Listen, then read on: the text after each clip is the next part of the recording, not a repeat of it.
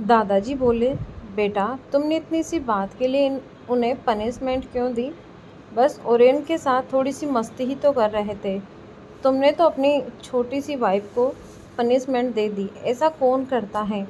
ऊपर से उन्हें भूखे रखा, वो भी 24 घंटों के लिए, और उनसे काम भी करवा रहे हो।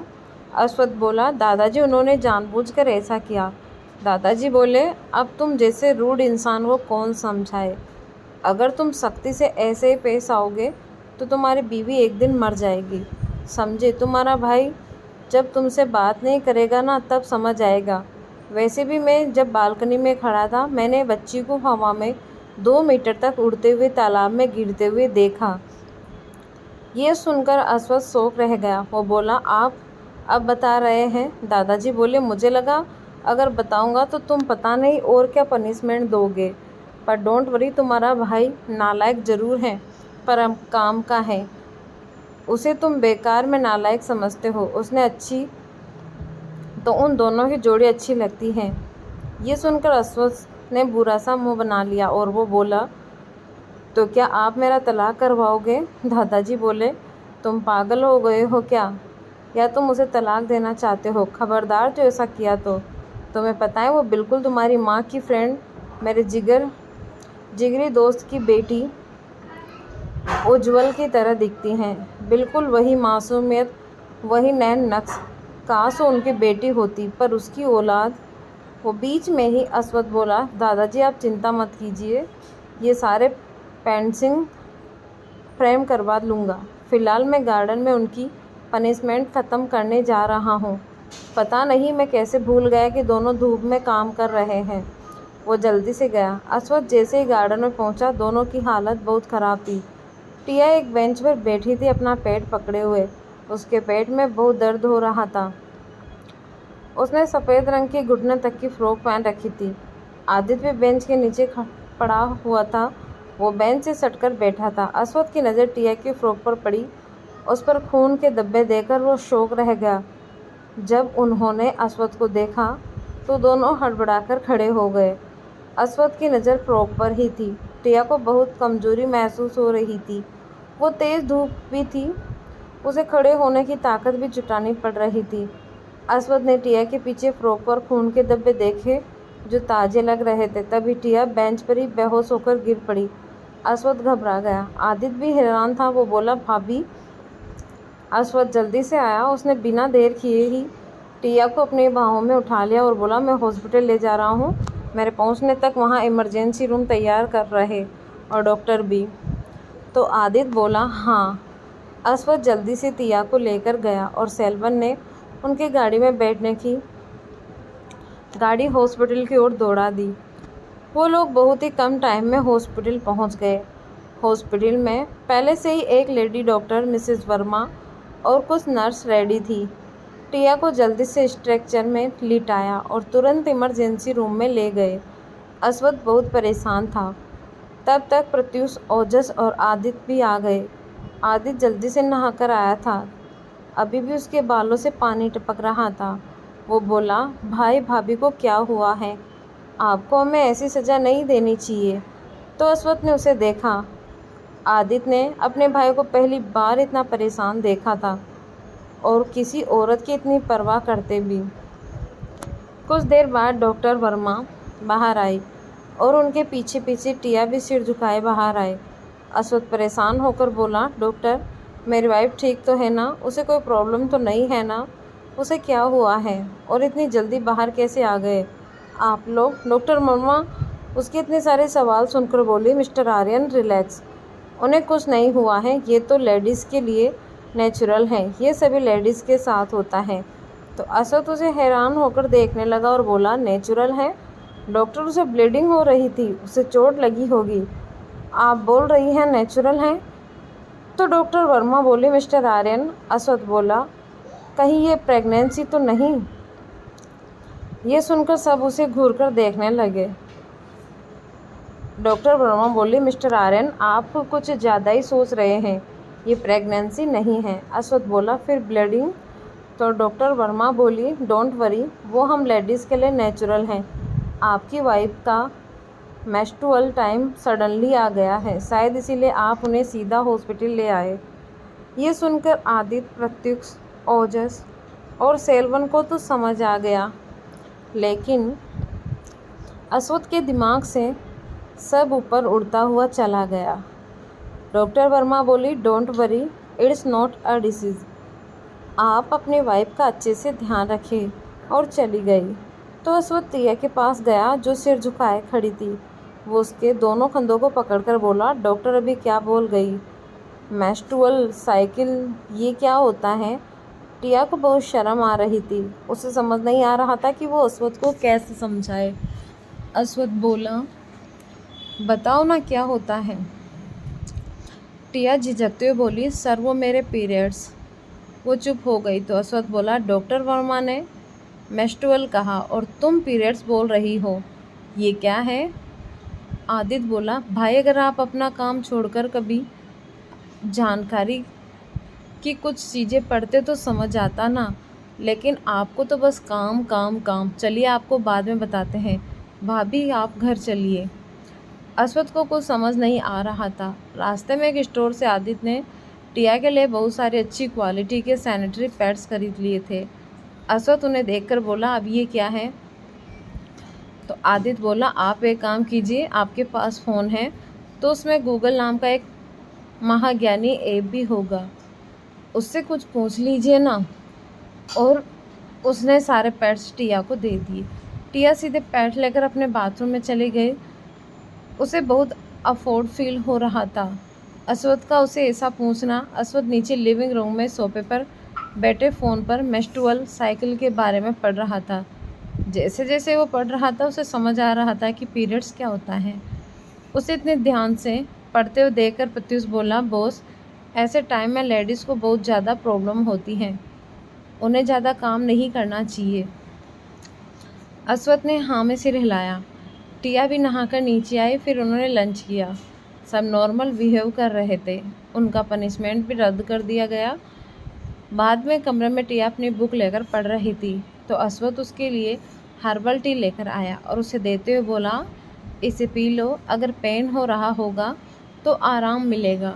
टिया उसे हैरान होकर देख रही थी। अश्वत्थ ने कॉफ़ी टेबल पर कप रखा और बोला, देखो मुझे पता नहीं था पर अब पता है। तुम मुझे बताने में इतना झिझक क्यों रही थी? ये तो नेचुरल है, इट्स नॉट अ लेडीज़, और ये 21वीं सेंचुरी है और लड़के भी समझ सकते हैं अगर उन्हें अच्छे से समझाया जाए। टिया ने सिर झुका लिया तो अश्वत्थ बोला, इसमें सिर झुकाने वाली कौन सी बात है? ये सब तो लड़कियों को चुपचाप सहना पड़ता है, तो किसी को नहीं बताती। ये तो गलत है, ये बात सबको समझ में आनी चाहिए। और अगली बार अगर तुम्हारे पीरियड्स आए तो मुझे बता देना, ताकि मैं कोई पनिशमेंट ना दे सकूं तुम्हें, और उस टाइम तुम कोई काम ना करो। सो जब तक तुम्हारे पीरियड साइकिल चलेंगे, आई थिंक 4-5 डेज़ तक ब्लीडिंग होती है ना, तो तुम कोई काम नहीं करोगी। अगर तुम्हें कुछ प्रॉब्लम होती हो तो बिना झिझक के मुझे बता सकती हो। मैंने सर्च करके बहुत सारी इन्फॉर्मेशन पढ़ ली है, और तो साइंटिस्ट के रिसर्च और स्टडीज़ भी। टिया कुछ नहीं बोली तो अश्वत्थ बोला, कुछ बोलो, मैं तुम्हारे लिए इतना कुछ कर रहा हूँ और तुम अब भी चुप बैठी हो। शायद भूल गई हो, आई एम योर हस्बैंड, सो तुम्हें अपनी प्रॉब्लम मुझे बतानी होगी। तुम मुझसे कुछ नहीं छिपाओगी, समझी? टिया ने हाँ में सिर हिलाया तो अश्वत्थ बोला, अब यह हर्बल टी पी लो। फिर टिया कप उठाकर पीने लगी। वह मन में बोली, ज़रूर मैंने कुछ अच्छे कर्म किए होंगे जो सर मेरी इतनी केयर करते हैं। वो मन ही मन भगवान को थैंक यू बोल रही थी। वो चुपचाप टी पीने लगी। वो जब रूम से बाहर गई तो सब लोग उसे हर मिनट में चॉकलेट, चाय, कुछ न कुछ लाकर दे रहे थे। टिया हैरान थी कि इस घर के सारे आदमी सब समझते हैं और उसका इतना ख्याल रख रहे हैं। उसे तो अब ये लगने लगा कि ज़रूर ये कोई सपना है।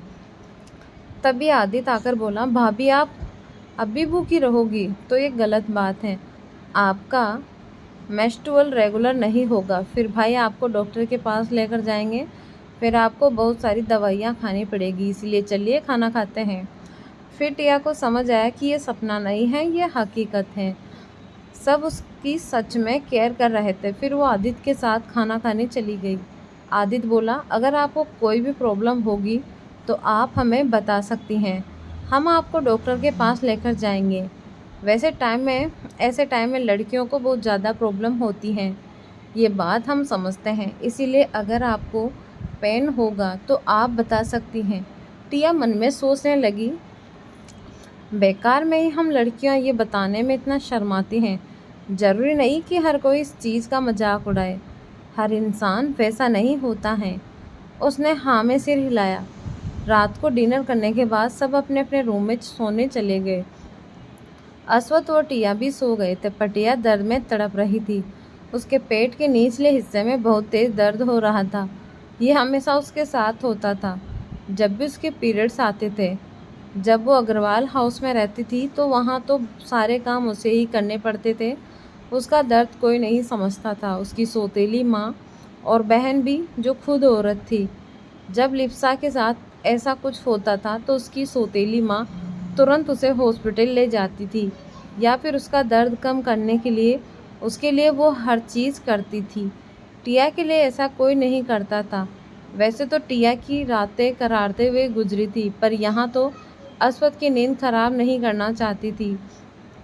वो अपने दोनों हाथ से अपने पेट को पकड़ते हुए थी और आंखें बंद करके सो ही रही थी, पर जैसे अश्वथ लाइट स्टिप पर संता उसकी नींद खुल गई, क्योंकि टिया ने अपने दर्द में ब्लैंकेट को ज़ोर से पकड़कर भींच लिया था। अश्वथ की आंख खुली, उसने टिया की हालत देखी। उसे तुरंत समझ आ गया कि ये क्या हो रहा है। वो गुस्से में बोला, छोटी गिलेरी, जब मैंने तुमसे कहा था कि अगर कुछ भी हो तो तुम मुझे बताओगी, लेकिन तुम तो कुछ ज़्यादा ही महान हो। क्या तुम ये बता नहीं सकते कि तुम्हें पेन हो रहा है? फिर टिया की हालत देखी और जल्दी से उसके चेहरे का एक्सप्रेशन चेंज हो गया। वो नरम आवाज़ के साथ बोला, क्या ज़्यादा पेन हो रहा है? तो टिया ने हाँ में सिर हिलाया। अश्वथ ने पूरी जानकारी निकाल ली थी। बिना देरी किए जल्दी से वो रूम से बाहर गया। वो सीधे किचन में गया और पानी गर्म किया और उसका पैक बनाकर ले आया और बोला, इसे जहाँ पेन कर रहा है वहाँ रखो।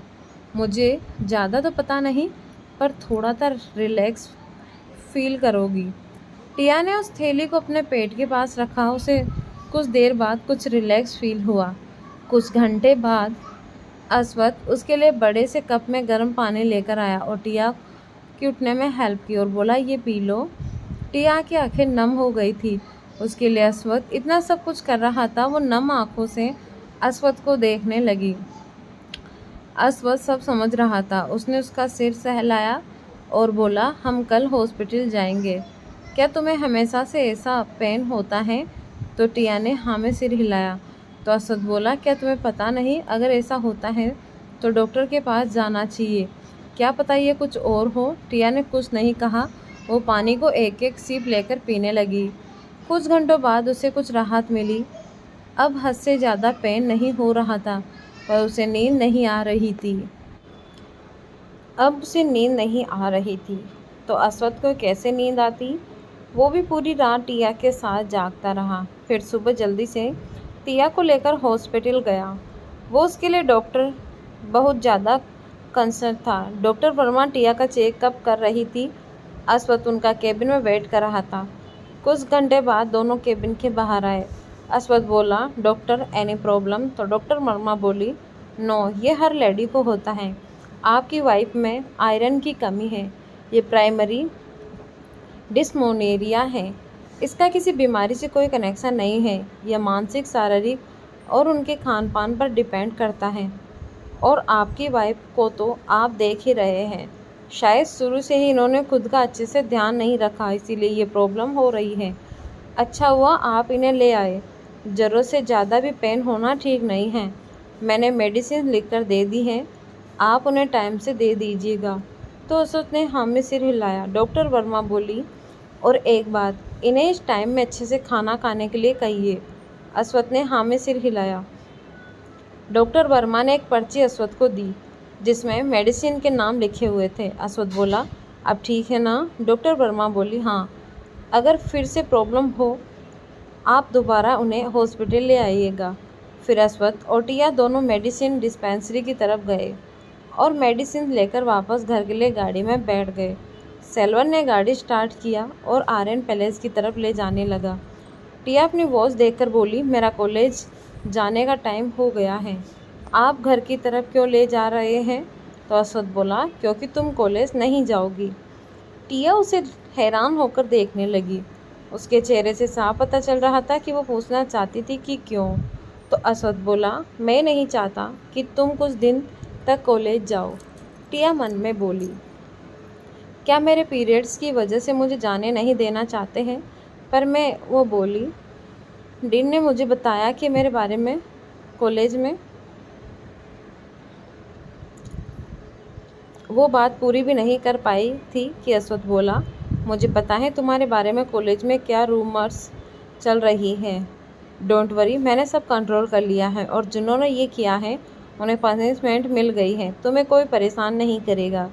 ये सुनकर टिया हैरान रह गई। अश्वथ ने उसे देखा और उसके सिर को थपथपाने लगा और बोला, तुमने बताया नहीं कि तुम बहुत अच्छी पेंटिंग कर लेती हो? तुमने सबकी पेंटिंग बनाई, लेकिन मेरी क्यों नहीं बनाई? पता है मैंने अपनी पेंटिंग कितनी बार खोजा? टिया मन में बोली, क्या दादाजी ने इन्हें पेंटिंग दिखा दिया? क्या दादाजी आप भी? वो कुछ नहीं बोली। अश्वथ बोला, बोलो मेरी पेंटिंग क्यों नहीं बनाई? टिया चुप ही रही। अश्वथ फिर बोला, बताओ, मुझे जानना है। तुमने सबकी पेंटिंग बनाई, बस अपने हस्बैंड की नहीं बनाई। मैं वजह जानना चाहता हूँ। टिया सिर नीचे करके चुपचाप रही। अश्वथ के बार बार पूछने से आखिरकार वो चिढ़ते हुए बोली, हर टाइम ऐसे सीरियस एक्सप्रेशन लेकर रहोगे तो कौन बेवकूफ़ आपकी पेंटिंग बनाना चाहेगा? ये सुनकर सेल्विन अपनी हंसी रोक नहीं पाया। ये सच था, टिया ने अश्वथ को कभी भी हंसते भी नहीं देखा था। और तो और वो तभी पेंटिंग बनाती थी जब उसका मन करता था और उसे कोई चीज़ अच्छी लगती थी तो उसकी पेंटिंग बना देती थी। अश्वथ उसे घूर कर देखने लगा। टिया सिर नीचे करके धीरे से बोली, आप उस टाइम नहीं थे, मैं। अश्वथ बोला, कोई बात नहीं, आई कैन अंडरस्टैंड। वो मन में बोला, दोनों माँ बेटी एक जैसी हैं, और टिया को देखने लगा। टिया जानबूझकर दूसरी तरफ देख रही थी। अश्वथ बोला, क्या तुम अपनी माँ की तरह बनना चाहती हो? टिया ने हाँ में सिर हिलाया। तो अश्वथ ने उसके सिर को प्यार से सहलाया। उसके फेस पर हल्की सी स्माइल आ गई। टिया ने उसे देखा। वो मन में खुद से बोली, स्माइल करते हुए कितने हैंडसम दिखते हैं, फिर कंजूसी क्यों करते हैं? वो आर्यन पैलेस पहुंच गए। वो लिविंग रूम में जब पहुंचे तो वहां सबको इकट्ठा देखकर हैरान रह गई। वो लोग आंखें फाड़े किसी चीज़ को देख रहे थे। अश्वथ बोला, क्या ऐसे आंखें फाड़ कर देख रहे हो? कोई काम नहीं है क्या? तो आदित्य बोला, मुझे तो पता ही नहीं था कि मैं इतना क्यूट भी हूँ। अपनी पेंटिंग दिखाई और जाकर टिया के पैरों के पास बैठकर उसके पैरों से लिपट पप्पी की तरह लिपट कर बोला, भाभी आप बहुत अच्छी हो। अश्वथ ने पेंटिंग को देखा। टिया ने सचमुच उसका क्यूट पेंटिंग बनाया था। ये देखकर अश्वथ को अपने भाई से जलन होने लगी। इनफैक्ट सबसे हो रही थी। सबने टिया को घेर रखा था और उसकी तारीफ कर रहे थे। वो सब अपने अपने पेंटिंग रखना चाहते थे। वो दादाजी से भी बोल चुके थे, पर दादाजी साफ साफ मना कर रहे थे। आदित्य बोला, भाभी देखो ना, दादाजी हमें अपनी तस्वीर रखने नहीं दे रहे हैं।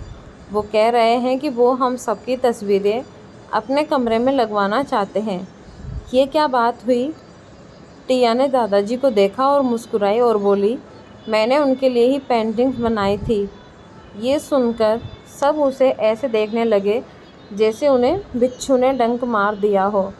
और इधर अश्वथ को सब इग्नोर कर रहे थे, जिसकी वजह से वो बहुत गुस्सा हो गया था और सबको घूर घूर कर देख रहा था। और अपनी लिटिल वाइफ को ऐसे इतने सारे आदमियों से घिरा देखकर और अपने सगे भाई को उसके पैरों से लिपटे देखकर वो अंदर ही अंदर जल भुन कर कोयला हो गया था।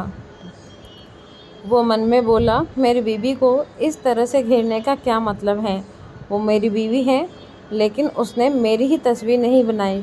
क्या मेरी शक्ल इतनी ख़राब है? पेंटिंग बनवाने के लिए क्या हंसना ज़रूरी है? पर सब तो कहते हैं कि मैं बहुत हैंडसम हूँ, तो इसमें चार चांद लगाने के लिए क्या मुझे हंसना भी पड़ेगा? हो नो, ये क्या बोला बल्ला है? वो भीड़ को हटाते हुए गया और आदित्य को घूर कर देखा, फिर अपने लिटिल भाई का आर्म पकड़कर उसे अपनी बाहों में खींच लिया। सब लोग उसे हैरान होकर देखने लगे। प्रत्युष बोला, हमें पता है तुम्हें जलन हो रही है, तुमसे भी क्या जलना, हम यंग मैडम को खा नहीं जाते। तो अश्वथ उसे अपने आईब्रो चढ़ाकर देखते हुए बोला, वो पेंटिंग दादाजी अपने कमरे में लगवाना चाहते हैं तो उनकी विश है, तुम लोगों को तो खुश होना चाहिए। तुम लोगों की इतनी अच्छी पेंटिंग मेरी बीवी ने बनाई है और मेरी ही पेंटिंग नहीं बनाई। ये लास्ट वर्ड उसने एक एक शब्द दबा चबा कर कहा था। सबने नोटिस किया, उन्होंने भी नोटिस किया कि उन तस्वीरों सबकी तस्वीरें थी, लेकिन अश्वथ की तो थी ही नहीं। सबने टिया को ऐसे देखा जैसे टिया ने किसी का खून कर दिया हो। वो अपने बचाव में बोली, मैं सिर्फ, और चुप हो गई। आदित्य अपनी प्यारी भाभी का बचाव करते हुए बोला, आई थिंक भाई क्यूट नहीं है ना, इसीलिए भाभी ने उनकी पेंटिंग नहीं बनाई। और तो और हमेशा सीरियस एक्सप्रेशन लेकर घूमते रहते हैं, भाई कभी हंस भी लिया करो यार। ज़रूर इसीलिए भाभी ने आपकी पेंटिंग नहीं बनाई होगी। देखिए सारी पेंटिंग्स को, इन सब में हम खुश हैं, देखो देखो। अश्वथ ने आदित्य को देखा, उसे ऐसा लगा जैसे उसका भाई उसका मजाक उड़ा रहा हो। फिर अगर हमेशा ऐसे सीरियस रहोगे तो ऐसा ही होगा। अब आपकी शादी हो गई है भाई, भाभी के साथ ऐसे एक खड़ूस टीचर की तरह तो मत रहा करो। सब उसे देखकर मुस्कुराने लगे। टिया बोली, मैं फ्रेश होने जा रही हूँ, और वहाँ से निकलकर सीधे स्टेयर्स चढ़ते हुए रूम की तरफ चली गई। तभी आदित्य बोला, भाई प्लीज़ दादाजी को मनाओ ना कि वो भले इन लोगों को उनकी पेंटिंग रखने ना दे, लेकिन मेरी पेंटिंग मुझे रखने दे। मुझे मेरी पेंटिंग और मेरा शक्ल बहुत प्यारी है, मैं इसमें कितना क्यूट लग रहा हूँ, मुझे मेरी पेंटिंग चाहिए। और अपने घुटनों के बल चलते हुए अश्वथ के पास आया और उसके पैरों से लिपट गया और अपने मोटे मोटे आंसू बहाते हुए बोला, मैं तो आपका प्यारा भाई हूँ ना, आप इतना भी नहीं कर सकते। आपके पास तो भाभी है, वो आपकी पेंटिंग बना देगी, पर मैं रोज़ रोज़ तो क्यूट नहीं दिखता ना, वो मेरी इतनी क्यूट पेंटिंग दोबारा थोड़ी ना बनाएगी। और तो और कल से मुझे ऑफिस भी जाना है, इस बच्चे के साथ तो जुल्म ही जुल्म हो रहा है, आप मुझ पर ऐसा जुल्म नहीं कर सकते प्लीज़ भाई। और दहाड़े मारकर रोने लगा और उसके पैरों को छोड़कर फर्श पर लेट गया। वो हाथ पैर मारते हुए रोने लगा। सब लोग उसे ऐसा करते देखकर एक पल के लिए तो डर ही गए। ये अश्वथ को मनाने की निज टेक्निक थी, वो ऐसा करके अश्वथ को मना कर ही रहता था। अश्वथ बोला, तुम इसीलिए रो रहे हो क्योंकि दादाजी तुम्हें पेंटिंग नहीं रखने दे रहे हैं। तुम क्या जानो, मेरी बीवी ने मेरी ही पेंटिंग नहीं बनाई, इस बात का मुझे कितना दुख हो रहा है, तुम क्या समझोगे। तो ये सुनकर सब हंसने लगे। होरेन बोला, बिग बॉस, अगर आप ऐसे सड़े एक्सप्रेशन फेस पर लेकर नहीं घूमेंगे तो शायद यंग मैडम आपकी पेंटिंग बना दे। आप कभी हंसते भी तो नहीं हैं, आप हंसते हुए कम ही दिखते हैं, आपको पता है आप हंसते हुए बहुत हैंडसम लगते हैं। अश्वथ बोला, तो क्या मैं अभी बहुत बुरा नजर आ रहा हूँ। आदित्य बोला, आप बात पलट रहे हो भाई, आपको आपकी खूबसूरती की पड़ी है, आपके पास इतने खूबसूरत टैलेंटेड वाइफ हैं और आप हैंडसम हो। मैं ये बात स्टेप पेपर पर लिख कर देने को तैयार हूँ, आप बस दादाजी से पेंटिंग दिलवा दो। दादाजी बीच में बोले, तुम्हें क्या लगता है ऐसा करके तुम अपने भाई को मना सकते हो। मैं किसी को भी पेंटिंग नहीं देने वाला, चाहे जो कर है कर लो। रचित बोला, क्या दादाजी आप भी बच्चों की तरह जिद कर रहे हो अपने बच्चों से, ये तो गलत बात है। ये सुनकर दादाजी ने सबको घूर कर देखा, जैसे सबको अपनी छड़ी से मार मार कर अधमरा कर देंगे। सबको उनका इंटेंशन समझ आ रहा था, कोई उनसे मार नहीं खाना चाहता था। सब चुप हो गए। आदित्य भी उछलकर खड़ा हो गया और अश्वथ के पीछे जाकर छिप गया। दादाजी बोले, चुप रहो समझे, मेरी पोता बहू तुम लोगों की दूसरी पेंटिंग बना देगी, और चले गए। इधर यूनिवर्सिटी में हर कोई शॉक्ड था कि टिया के बारे में जो अफवाह कॉलेज में फैलाई गई थी वो इतनी जल्दी कंट्रोल कैसे हो गई। और तो और जिसने भी ये न्यूज़ फैलाई थी उसे प्रिंसिपल ने उसके पेरेंट्स को बुलाकर वार्निंग दी थी। सहाना ने अपनी एक फ्रेंड से ये काम करवाया था। सबसे ज़्यादा तो सहाना शॉक्ड थी कि टिया को क्लीन चिट मिल गई, और तो और उसे अव्यांश को खोने का डर भी लग रहा था, क्योंकि उसने टिया को देखा तो नहीं था, लेकिन उसे पता चल गया था कि टिया अपना मेक ओवर करके वापस आई है। वह पहले जैसी नहीं रही, अब वो ज़्यादा अट्रैक्टिव और चार्मिंग हो गई हैं, और अब तो वो लोगों को जवाब देना भी जानती हैं। वो अव्यांश से बोली, बेबी क्या तुम अब फिर से अपने एक्स गर्लफ्रेंड के पास चले जाओगे? मैंने उसे देखा तो नहीं, पर सब लोग उसी की बात कर रहे हैं कि वो पहले से ज़्यादा इम्प्रेसिव हो गई हैं। सब लड़के अब उसे इम्प्रेस करने की सोच रहे हैं। अव्यांश बोला, मैं क्यों उसके पास जाऊंगा? उस 2 करोड़ की लड़की की इतनी हिम्मत कि उसने मुझे किक मारी, उसे तो मैं कहीं का नहीं छोड़ूंगा। वो अपने आप को समझती क्या है? इतनी हिम्मत उसमें आई कहाँ से? पहले तो हर बात चुपचाप मान लेती थी, ज़बान तक खोलने की हिम्मत नहीं थी, लेकिन अब उसने मुझे लात मारा। डोंट वरी बेबी, मैं उसके पास नहीं जाऊंगा। तुम उससे ज़्यादा ब्यूटीफुल हो, वो तुम्हारे सामने कुछ भी नहीं है। तो ये सुनकर सहाना को तसल्ली हुई। वो बोली, ओहो baby, you love me so much, और उसने लिपट गई। सहाना और अव्यांश को रिलेशनशिप में आए कुछ ज़्यादा दिन नहीं हुए थे। दोनों अमीर फैमिली से थे। अव्यांश और सहाना दोनों की ज़िंदगी में कई सारी लड़कियां और लड़के रह चुके थे। सहाना को अपनी अमीरी और खूबसूरती पर बहुत घमंड था, और अव्यांश को भी। दोनों एक दूसरे के लिए परफेक्ट थे। तभी सहाना की बेस्ट फ्रेंड सोही भागते हुए आई। वो बोली, हे बेबी, तुम्हें पता है आज हमारी यूनिवर्सिटी में एक ट्रांसफ़र स्टूडेंट आया है? सहाना बोली, मैं क्या करूं? सोही बोली, baby he is so handsome. तुम्हें पता है वो कौन है? अव्यांश बोला, मुझसे ज़्यादा हैंडसम कौन हो सकता है? क्या तुम्हारी आंखें ख़राब हैं? सोई बोली, सॉरी बट वो सच में बहुत हैंडसम है, charming, cool, elegant and classy है। यार वो हमारी यूनिवर्सिटी के ओनर मिस्टर अश्वथ आर्यन की बहन का बेटा है, अय्यंश शाह। सहाना और अव्यांश दोनों शौक रह गए। अव्यांश बोला, अय्यंश शाह अचानक से हमारी यूनिवर्सिटी में क्यों आया है? सोही बोली, पढ़ने आया है और क्या करने आया है?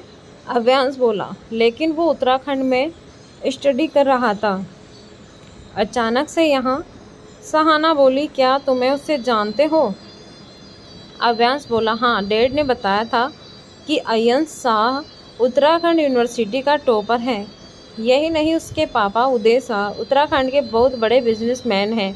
इनफैक्ट ये कहना गलत नहीं होगा कि उत्तराखंड में उनका ही सिक्का चलता है, और अय्यंश शाह उत्तराखंड का राजकुमार है, और उसकी मॉम पहले से ही आर्यन फैमिली की राजकुमारी है।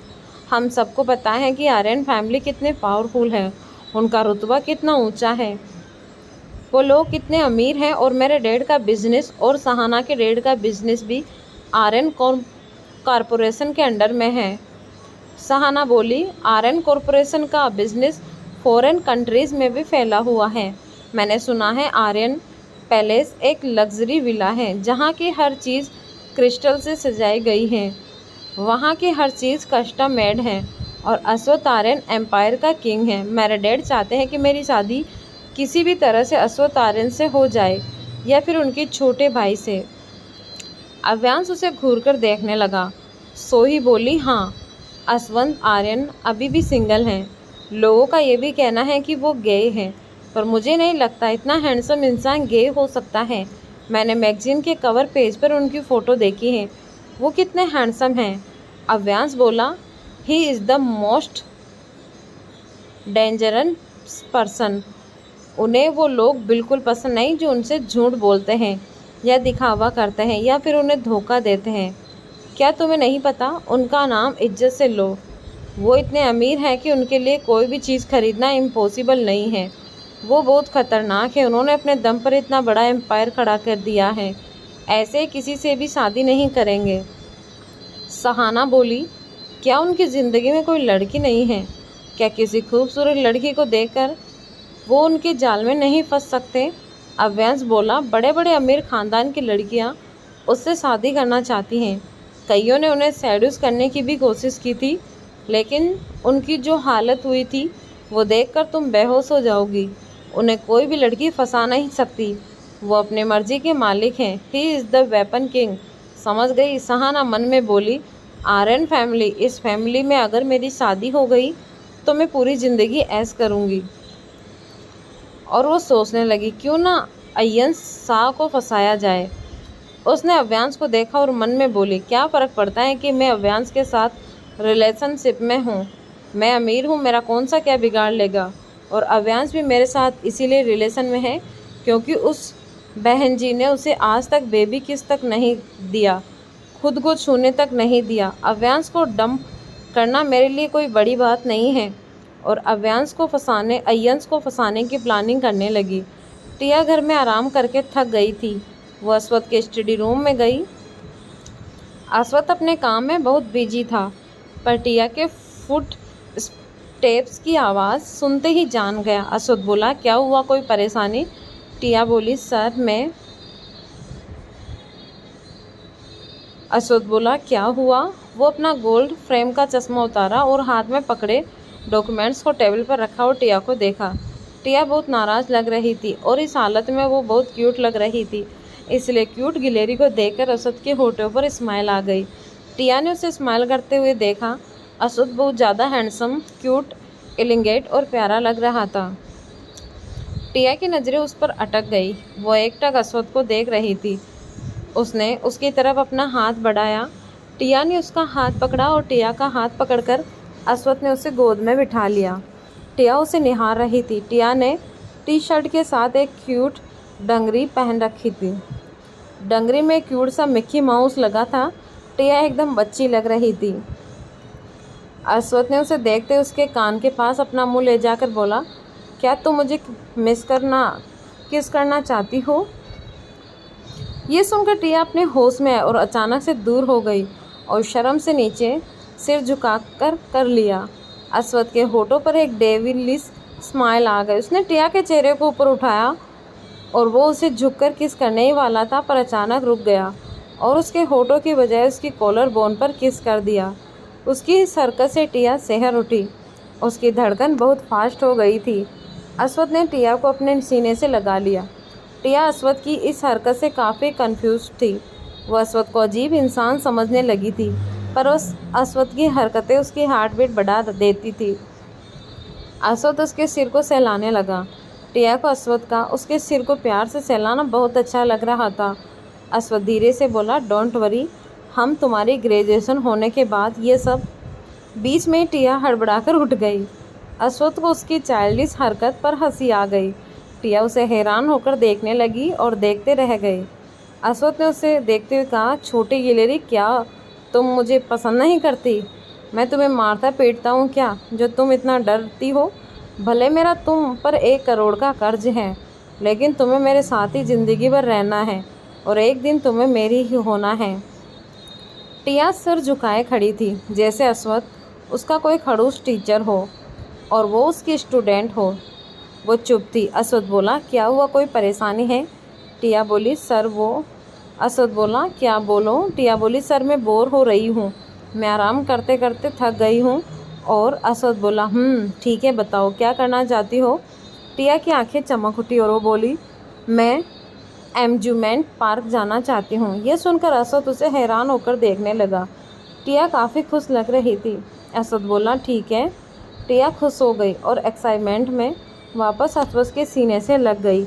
इस बार अश्वथ की हार्ट बीट बढ़ गई। उसने टिया को कसकर पकड़ लिया और टिया से कहा, क्या तुम कभी कहीं घूमने नहीं गई हो? टिया ने कहा, नहीं। अश्वथ बोला, ठीक है, जाओ, रेडी हो जाओ, मैं तुम्हें लेकर जाऊंगा। ये सुनकर टिया उसे देखने लगी। अश्वथ उसे टीज करते हुए बोला, अगर तुम्हारा दिल मुझे किस करने का कर रहा हो तो कर सकती हो, अगर और भी कुछ करना चाहती हो तो मैं कुछ नहीं कहूँगा। After all you are my cute little innocent silly wife. ये सुनकर टिया मन में अश्वथ को कोसने लगी कि आदित्य अपने भाई को अनरोमांटिक कहता है, पर उसका भाई कितना बेशर्म है। उसे क्या पता कि टिया ने अश्वत्थ की आंखों में शरारत देखी है। न चाहते हुए भी टिया के गाल शर्म से लाल हो गए। उसने अपना चेहरा अश्वत्थ के सीने से छिपा लिया। अश्वत्थ को ये देखकर हंसी आ गई। टिया उसे निहार रही थी। अश्वत्थ बहुत हैंडसम था। जब वो स्माइल करता था तो उसके गालों में डिम्पल पड़ते थे, जो उसके खूबसूरत चेहरे को और खूबसूरत बना देता था। टिया का दिल 100 किलोमीटर पर हावर की स्पीड से धड़क रहा था, जिसे अश्वत्थ भी सुन पा रहा था। उसे मज़ा आ रहा था टिया को परेशान करने में। वो बोला, जाओ रेडी हो जाओ। टिया भागकर चली गई और कुछ घंटे बाद सब नीचे रेडी होकर अश्वत्थ और टिया का वेट कर रहे थे। अश्वत्थ और टिया भी आ गए। सब लोग अश्वत्थ को ही देख रहे थे। अश्वत्थ ने एक वाइट शर्ट और नीचे ब्लू जीन्स पहन रखी थी। उसके बाल सामने से उसकी आंखों को ढक रहे थे। वो बहुत ड्रेसिंग लग रहा था। उसने शर्ट की स्लीव्स फोल्ड कर रखी थी। वो और भी ज़्यादा अट्रैक्टिव दिखाई दे रहा था। उसे इस तरह तैयार होकर देखकर सब मन ही मन सोचने लगे, आज क्या सूरज पश्चिम से निकला है। ये खड़ूस आदमी इतने पोलाइट और अच्छे मूड में नज़र आ रहा है। सब लोग सोच रहे थे कि क्या हम लोगों ने कोई गलती कर दी जिसकी हमें सज़ा देने वाला है। फिर उन्होंने टिया को देखा, जिसने एक टी शर्ट जिसमें कार्टून बने हुए थे और नीचे ब्लू कलर की जीन्स पहन रखी थी। जीन्स के घुटनों पर स्क्रैच भी थे और साथ ही स्नीकर्स पहन रखे थे। पीठ पर बैकपैक टंगा हुआ था और दो चोटी कर रखी थी और क्यूट से हेयर क्लिप्स भी लगा रखी थी।